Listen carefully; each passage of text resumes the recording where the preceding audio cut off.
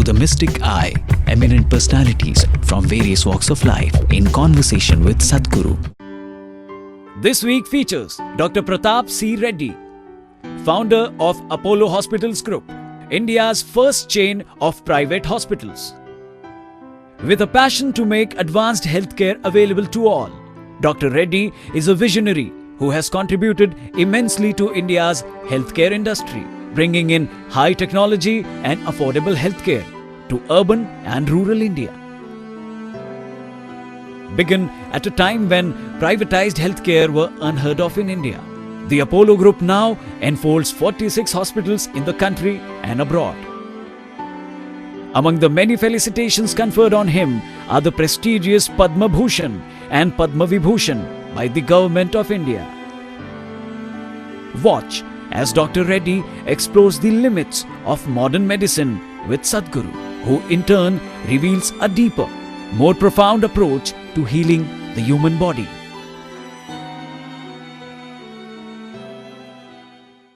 I know it's in everybody's mind here. We all want to do so many things in each one of our sectors. You would like to produce another 100 films. And each one of us would like to do, saying there's so much possibility. And we think we have done all of these. And somewhere along the line, we feel that satisfaction without really achieving our total objective. India is faced with this tremendous, there are 3 gold medals which you don't want. India is the diabetic capital of the world, is the heart capital of the world, is going to become the cancer capital of the world. We don't want these gold medals. If I can, I would like to put it in Bay of Bengal. How do we get this? Each one in their profession, how do they get this? As you say, it's all in us as humans. But we want to think that we can only be superhuman to achieve this.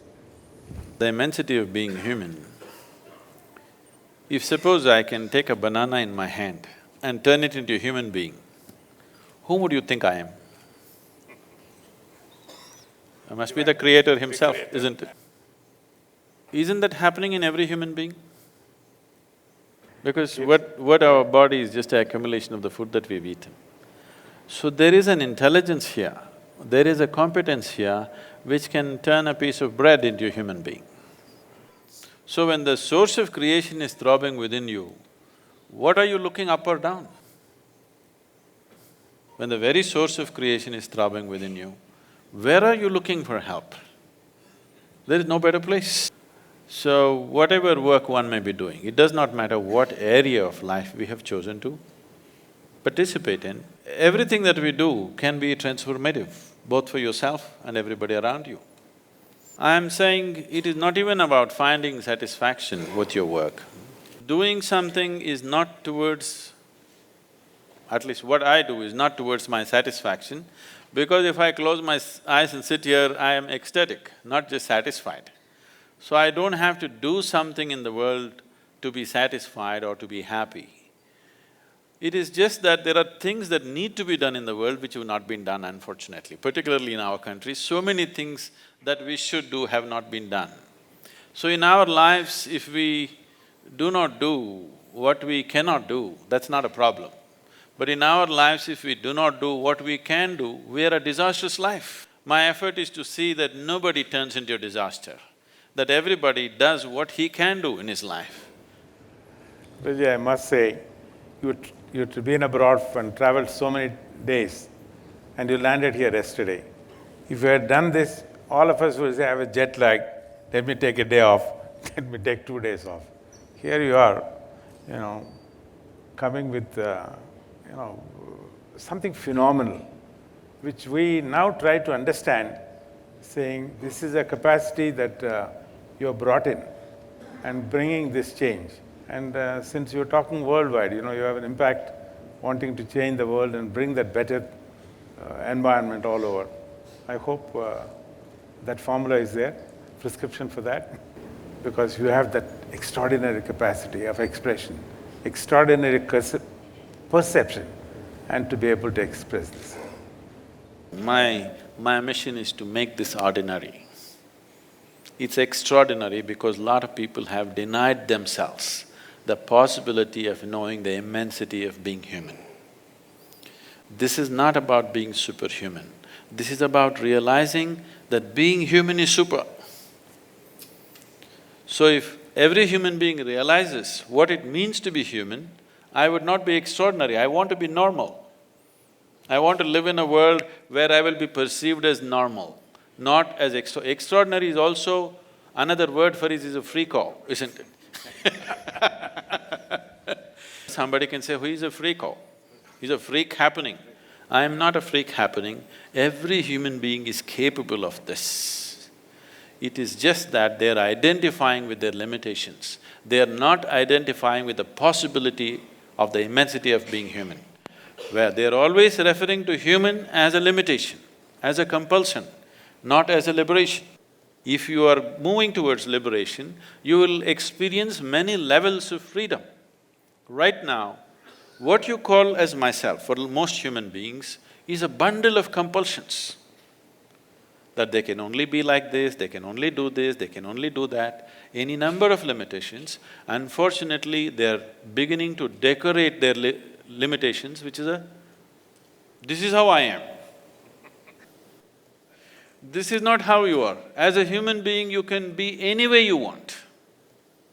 This is the freedom that nature has given you. If you were born as a dog or a cat or a tiger or an elephant, that is how you are. Once you're human, you can be any way you want. This is the beauty of being human. See, let's say a tiger is born. A tiger is not sitting and worrying itself how to be a good tiger. If it just eats well, it'll become a good tiger. It just has to find food. It is never feeling insecure about its tigerness. It is never worried, will I become a tiger, will I end up as a house cat? There's no such struggles. But you are born as a human being. How many things you have to do to become a good human being? After doing all that, you don't know where you belong still. In comparison to somebody, you think, okay, compared to this man, I'm better. But by yourself, you don't know where you stand. You think you're doing great. Your teenage son or daughter comes up and tells you you're no good. What is human is only one end fixed, the other end wide open, in terms of human consciousness. Recently, I was talking to a very top-level microbiologist and he said, Sadhguru, what you're saying is so uncanny because if you look at the human cell, compared to any other cell of any other creature, human cell is somehow open-ended. So your very cells are open-ended. You can do things with it, with your own body, which other human beings will think is superhuman. It is not superhuman, it is the possibility of being human, which needs to be explored. Unfortunately, not much has been done on this sphere. It's a very wonderful thing. I think most of us feel we have reached our limitation. No, you have not. The way you put it beautifully, I know when I started, thought of this, bringing this healthcare, they called me crazy, you can't do this. It's not a challenge, but that confidence says we can. I think, can we have a mantra or meditation, something like that, a medicine for that, so that all of us continuously say, yes, I can, I will do many more things? No. I wouldn't like to build confidence in people, because confidence is a dangerous thing. I'm not trying to play with words. I want you to, understand this aspect. See, what is needed for humanity is clarity of perception. Where clarity is missing, people try to substitute confidence for clarity. Confidence without clarity is a disastrous thing. Suppose you want to cross the street. If your vision is clear, you see things clearly and cross.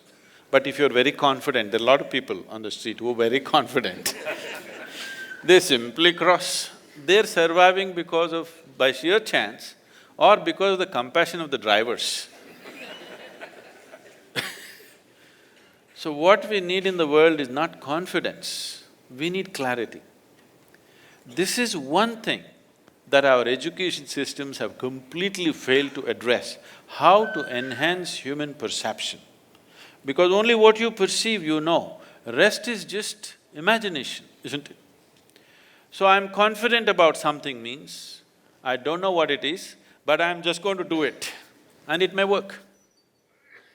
If on a busy highway, if you just… whatever your favorite slogan is, Jai Sri Ram or Hail Mary or Allahu Akbar, you shout and run across the highway, you may make it. God save us. Because just by sheer chance you may make it, or as I said, the drivers may be a little compassionate. But if you try every day, we know where to pick you up. So what we need is not confidence, we need clarity in the world. Enhancing your perception is what is needed. If you are able to perceive something that other people could not see, that is what makes you an entrepreneur, that is what makes you a leader, that is what gives you the necessary edge in the world. So perception, enhancing perception is the whole dimension of yoga. When I utter the word yoga, because today most of the yoga that people have known in this country also unfortunately is a rebound from the American coast. Yes, very unfortunate. Lot of people are beginning to think yoga was invented by Madonna.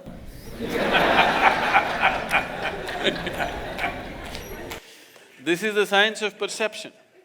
With these two eyes, you can only perceive the physicality of what is here. The physicality of who you are is just a piece of the planet, isn't it? We are not going to know you by… every day as doctors in your hospital must be reading somebody's heart, but you don't know what's beating in their heart. You know whether they're going to live or die but you don't know who they are, isn't it? What they are as a human being. The complexity of their humanity is not there in their liver or kidney or heart or anything. Only their physical structure is there. This is just a piece of the planet that you gathered. So who you are is much more than that. That perception is beyond physicality. So developing your perception to a dimension beyond physical is what is needed. That is when you will produce human beings who look like gods. They are not gods, they are full-fledged human beings, because others have not strived to do that to themselves. When they look at somebody who has flowered to a certain level of competence and capability, they think either they're gods or gods are favoring them. It is not the truth of success in life. Somebody is successful because he's perceived something that others missed. It's so wonderful, Sadhguruji. You know, I know everybody in the beautiful auditorium here, and the thousands of people who are watching live on the internet, they all want to know, is there a prescription for good health? Spirituality, yoga, meditation. Because I have seen, you know, some of the impossible things that you have done for other people when they were not well. But more importantly, when your health took bad, no doctor or no medical dictionary or directory could ever detect it. I read in the book, Aditi beautifully wrote in a biography. She said, you are a mystic, you know, to have an undiagnosed illness and then got it cured. So is there something else to stay well? The thing is, we created this body from inside. So the manufacturer of this body is inside. So if you have a repair job to be done, would you like to go to the manufacturer or to the local mechanic?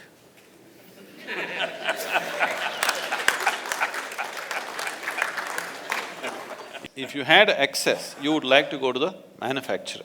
If you lost excess, you will go to the local tinker to do this and that. I am not trying to belittle medical science by saying this. If there was no medical science as it is, I would say even half the people would be dead by now, here in this audience. Yes, because the average life expectancy of an Indian in 1947 was 28 years. Today it has risen to 64. One important factor is medical science the way it is. So I am not trying to belittle or make fun of medical sciences. It is very significant. What has been achieved in the last 30 to 40 years is phenomenal. The question is just this: if you had access to the source of that which creates this body, definitely every problem that you generate within the body could be handled. Now there are two kinds of ailments, infectious and chronic. Infectious ailments happen to us because of an external invasion from an organism. You must go to the doctor. Don't try to meditate on it. But 70% of the ailments on the planet are self-created. I am saying self-created because it happened from within you. So what is happening from within you can be very easily fixed from within you. What comes to you from outside, you need outside help for that. So you have to fight an organism, then you need medicine. The rest of the ailments, almost 70%, are self-created.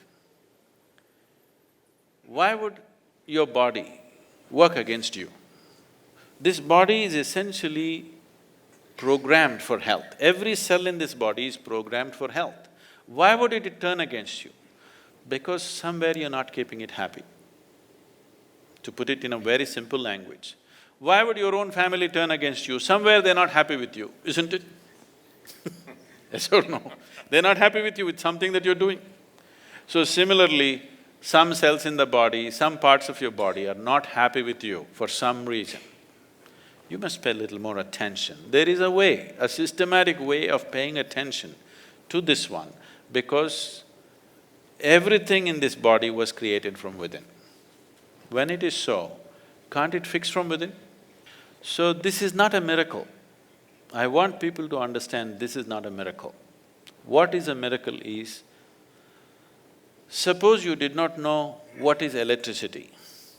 I came here and I just press that part of the wall and lights come on. Who do you think I am? Suppose, 1,000 years ago, if I had a cell phone, I could just pull out the cell phone and talk to somebody in America. You would think I'm God, isn't it? So what is a miracle is that which you do not understand, that which is not fitting into your logical perception seems miraculous to you. As your logic evolves, so many things which were miracles 100 years ago are normal things in our day-to-day life today, isn't it? Isn't it so? So it is not a miracle, it's just a deeper understanding of your own, the way you're constructed. So this is something that we need to pay attention to.